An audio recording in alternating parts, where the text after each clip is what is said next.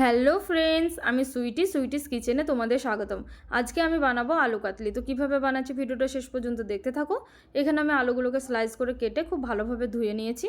এখন আমি একটা মশলা বানিয়ে নেব। ফ্রাইং প্যান বসিয়েছি, এতে আমি 4টে শুকনো লঙ্কা দিলাম।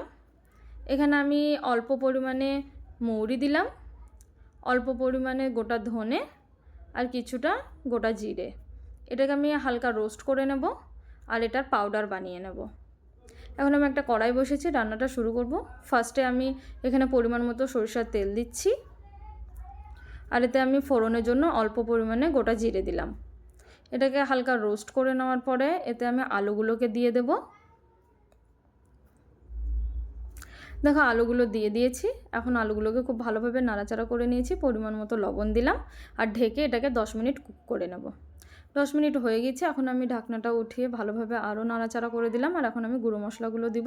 এখানে প্রথমে আমি পরিমাণ মতো হলুদ গুঁড়ো দিলাম আর পরিমাণ মতো লঙ্কা গুঁড়ো। এখন আমি ভালোভাবে মশলাগুলো আলুর সঙ্গে মাখিয়ে নেব। দেখো ভালোভাবে মাখিয়ে নিয়েছি, নাড়াচাড়া করে নিয়েছি।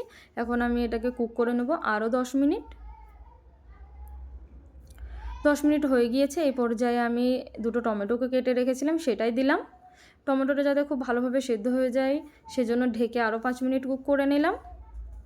এখন আমি এই পর্যায়ে যে মশলাটা বানিয়ে রেখেছিলাম সেগুলোই দিয়ে দিলাম। দেখো আলু কাতলি কিন্তু প্রায় রেডি। দেখো কতটা তাড়াতাড়ি আলু কাতলি তৈরি হয়ে গেল। তোমরাও এইভাবে বানিয়ে খেও আর কেমন হয়েছে কমেন্টের মাধ্যমে জানিও। দেখা হচ্ছে নতুন একটি রেসিপি নিয়ে। Thanks for watching.